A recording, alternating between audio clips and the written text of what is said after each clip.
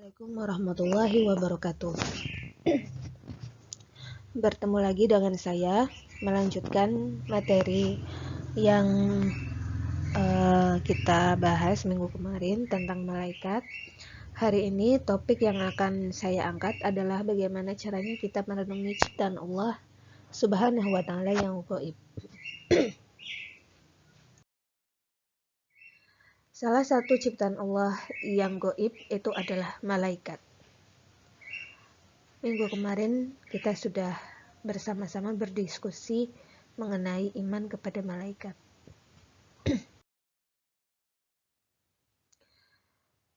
Ada pertanyaan, siapa itu malaikat? Bagaimana bentuknya? Kenapa Allah membutuhkan malaikat? Apa itu iman? Bagaimana kita mengimani malaikat?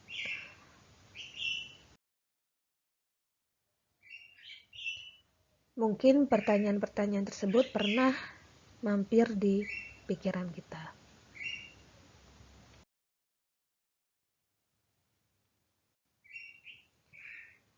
Kemudian, pernahkah kita diberi kesempatan melihat malaikat?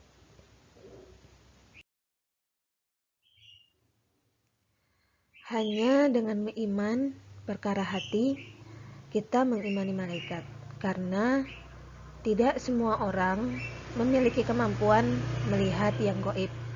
Hanya orang-orang tertentu yang diberi kesempatan dan keistimewaan untuk bisa melihat malaikat.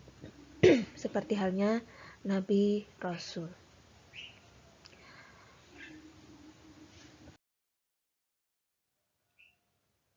Kita coba membaca terlebih dahulu Quran Surat Al-Hajj ayat 75. A'udzu billahi minasyaitonir rajim. Bismillahirrahmanirrahim.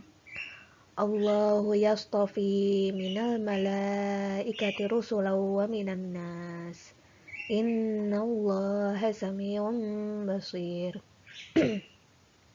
Artinya, Allah memilih utusan-utusannya dari malaikat dan dari manusia. Sesungguhnya Allah Maha mendengar lagi Maha melihat. Berikut tafsir Jalalain dari ayat tersebut. Allah memilih utusan-utusannya dari malaikat dan dari manusia.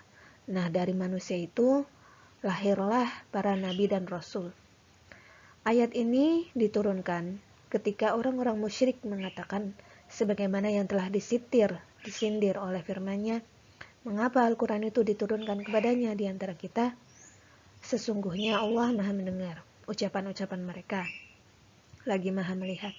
Utusan yang telah diangkatnya seperti malaikat Jibril, Mikail, Nabi Ibrahim, Nabi Muhammad, dan Rasul-Rasul lainnya.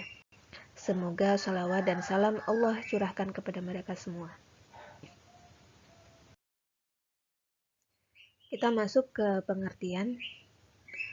Mengulangi lagi materi yang minggu lalu kita bahas. Malaikat itu berasal dari bahasa Arab, yaitu malak, yang artinya kekuatan. Artinya, malaikat itu memiliki kekuatan-kekuatan yang diciptakan untuk patuh dan taat kepada perintah Allah Subhanahu wa taala. Sebagai informasi bahwa malaikat itu adalah makhluk gaib dan penciptaannya dilakukan sebelum diciptakannya manusia ada. Dan malaikat tidak memiliki nafsu. Artinya, makhluk yang selalu paling taat terhadap perintah yang Allah berikan. Jadi malaikat itu tidak akan pernah ingkar, tidak akan pernah kabur dari tugas-tugasnya. Ketika diberikan tugas menyampaikan wahyu, maka akan selalu menyampaikan wahyu dengan baik dan bertanggung jawab. Ketika ada malaikat yang bertugas mencatat amal baik dan buruk dari lahir sampai meninggalnya seseorang manusia, maka tugasnya itu selamanya. Tidak akan pernah bolos, tidak akan pernah mengingkari tugas-tugasnya.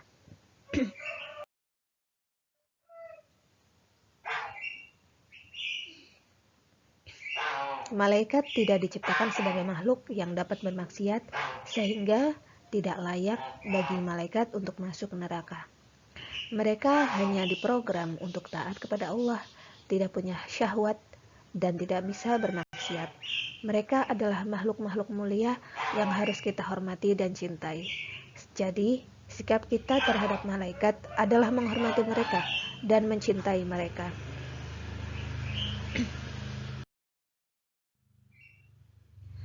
Tujuan Allah Subhanahu wa taala menciptakan malaikat. Yang pertama, tidaklah Allah menciptakan sesuatu jika tidak ada gunanya. Setiap malaikat pasti ada tugas-tugasnya, pasti ada manfaatnya untuk kita semua.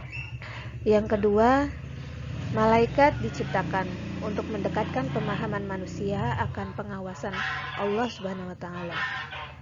Kita hidup di dunia ini tidaklah lepas dari pengawasan Allah. Salah satu malaikat yang selalu mengawasi kita adalah malaikat Jibril dan malaikat Raqib dan malaikat Atid. Dan itu semua membantu kita untuk senantiasa waspada terhadap apa yang akan kita lakukan. Allah menciptakan malaikat bukan berarti bahwa Allah itu bergantung kepada malaikat. Tapi kembali lagi bahwa penciptaan sesuatu itu pasti ada tujuan tertentu.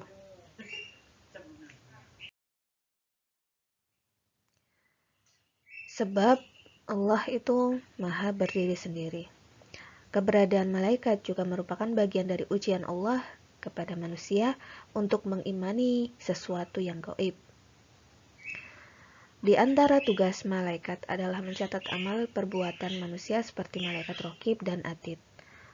Hal tersebut terdapat dalam Quran Surat Al-Infitor ayat 10-12 yang artinya ayat 10, dan sesungguhnya bagi kamu ada malaikat-malaikat yang mengawasi pekerjaanmu. Ayat 11, yang mulia di sisi Allah dan yang mencatat amal perbuatanmu. Ayat 12, mereka mengetahui apa yang kamu kerjakan.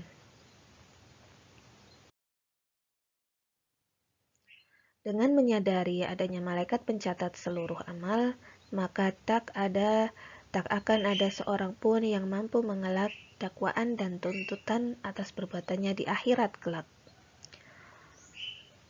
Yakni pada hari dibukanya setiap rahasia manusia di hadapan Allah Subhanahu wa taala.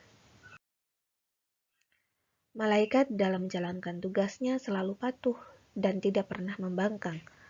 Adanya malaikat beserta tugas-tugasnya membuktikan kebesaran penciptanya, yaitu Allah Subhanahu wa taala.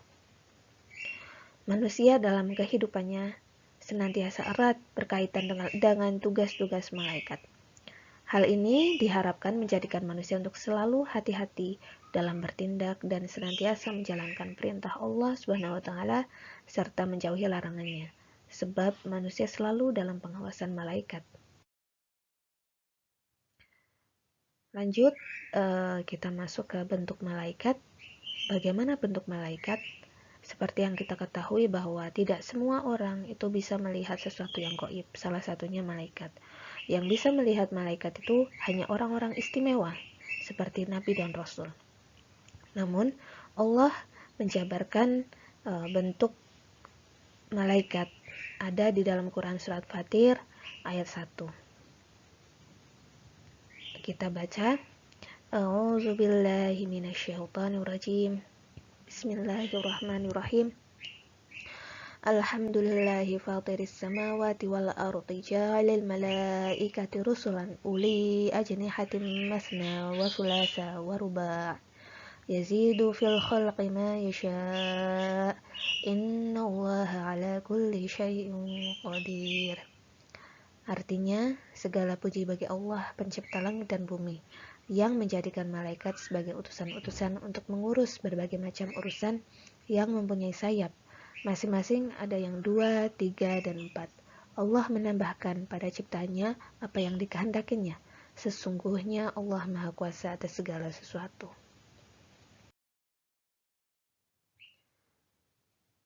Berikut tafsir Jalalain dari ayat tersebut. Segala puji bagi Allah.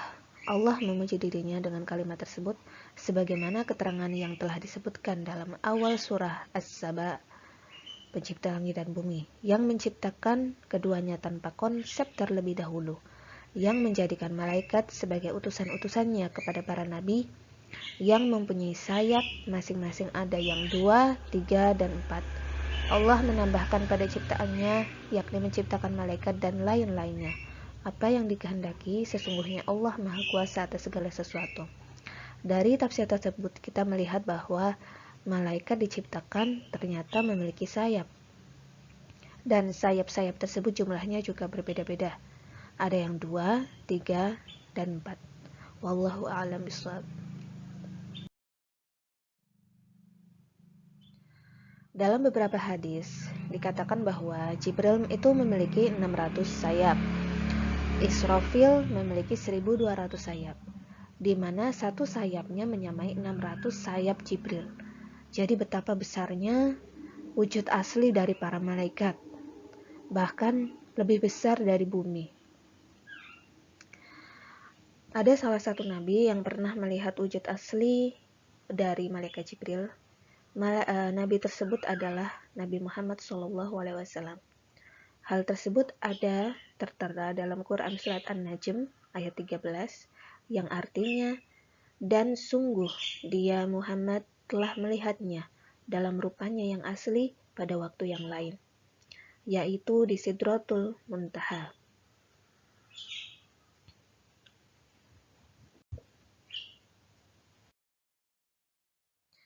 Terakhir,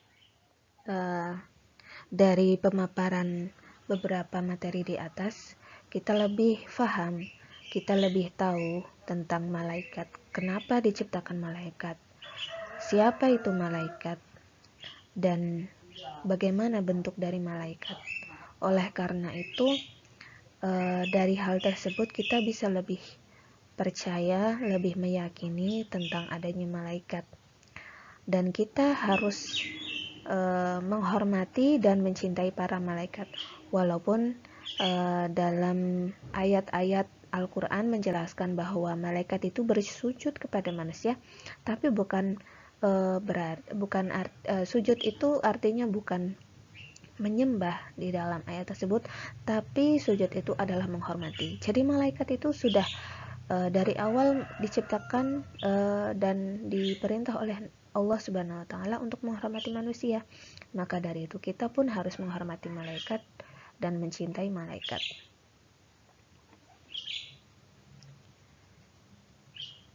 Bahwa malaikat itu ada dan diciptakan dari cahaya. Hadis riwayat Bukhari, iman itu adalah engkau percaya kepada Allah dan malaikat.